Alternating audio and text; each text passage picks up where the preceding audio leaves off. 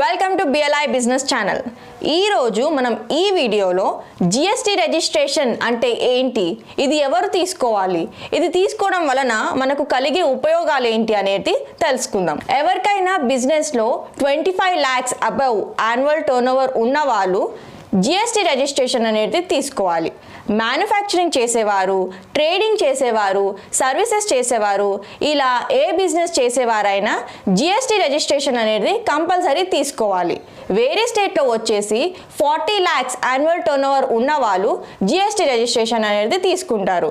మనం ఏదైనా ప్రోడక్ట్ని పర్చేస్ చేసుకున్నప్పుడు మనకు జిఎస్టీ బిల్ అనేది వస్తుంది. ఆ బిల్ అనేది జిఎస్టీ అమౌంట్ని యాడ్ అయ్యి బిల్ అనేది వస్తుంది. ఆ బిల్ని మనం క్లెయిమ్ చేసుకోవాలనుకుంటే జిఎస్టీ అనేది మనకి కంపల్సరీ ఉండాలి. ప్రోడక్ట్ వైజ్గా సర్వీసెస్ చేసేవారికి ఏ ప్రోడక్ట్కి ఏ ట్యాక్స్ అనేది తెలుసుకోవాలనుకుంటే మీకు స్క్రీన్ పైన డిస్ప్లే చేయడం